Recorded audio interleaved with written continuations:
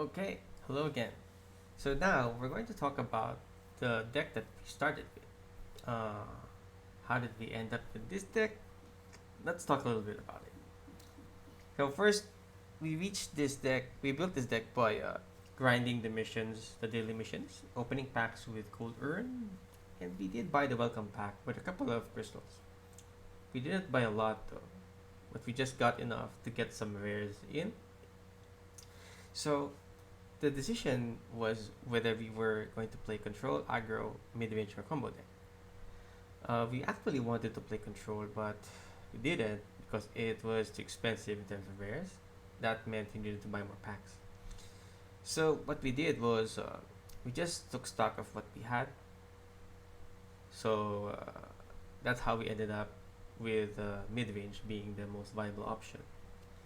So when we took the collection of cards that we had, so green apparently has the most efficient, strongest creatures, and then we happen to have gotten a Grakmaw, Skyclave, Ravager. So we decided to build a deck around that. And then with green as your main color, so you had black or red as your secondary color. Uh, Thing is, while red has the best damage, black has the best destruction tools, and blue and white aren't really known for having the best or strong creatures. So we went with black since black has the better ability to deal with threats compared to red, and uh, black is also better suited to support destruction and some support control for your green creatures. So what you are seeing right now is the version 1 of the deck that we have been using. So currently the deck has already 7 versions out. So we will start with this and go to the last version. We'll just talk about the pieces briefly. But the way it looks, it's a bunched up creatures that we had at the time. Then we just needed some removal with support, as I mentioned.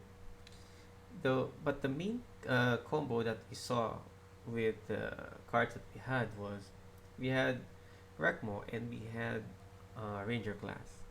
So what this card does is it gives a +1/+1 counter to an attacking creature.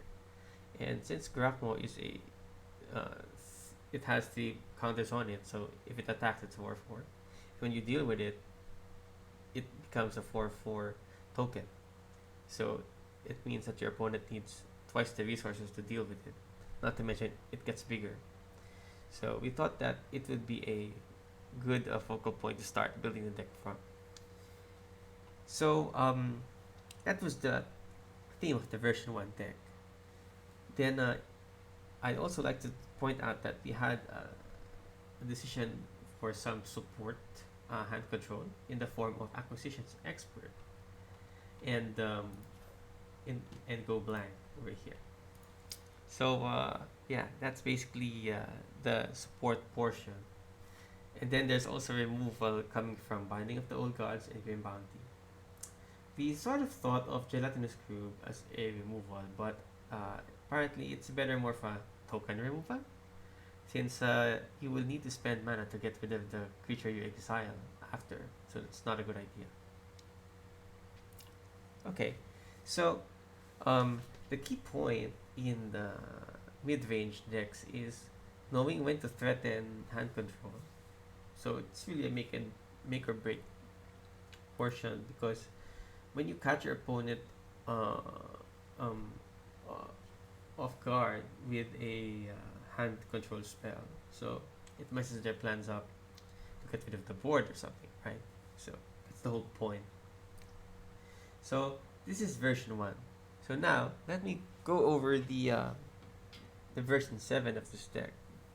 So I'll go over the improvements that we made. So several improvements have been made to the previous version. Specifically, so we've added Skeletal Swarming, And we've also added Skullport Merchant and Replicating Ring. Then there is Blood on the Snow for mass removal and then returning.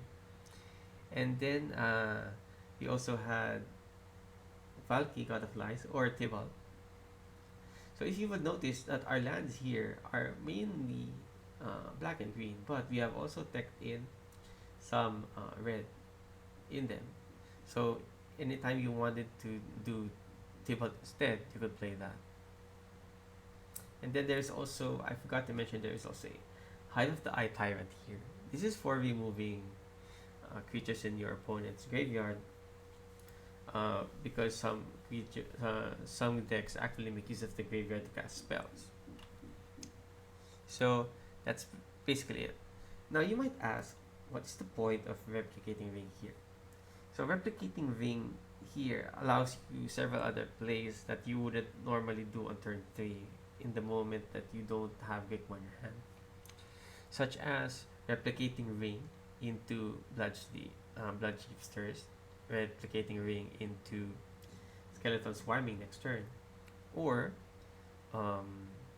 yeah, you could pretty much play a second small spell. Okay, so far the rating for this deck, we currently have reached Diamond 3.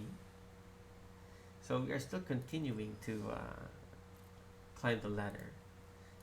So the deck list for this has been posted in links in the description. So if ever you wanted to try this deck, it's very viable still in Midnight Hunt. But eventually we will come to a version 8 of this deck. So we will talk about the changes to that in another video. So that's the current version of the midrange that we have. If you had a good takeaway from this video, do hit the like button or comment so we get a better idea of what videos to focus on or what videos to create, and do consider subscribing for future updates. Then you can also follow our social media links in the description. With that, I hope you get more mythic rares in your packs, and we will see you in the next video.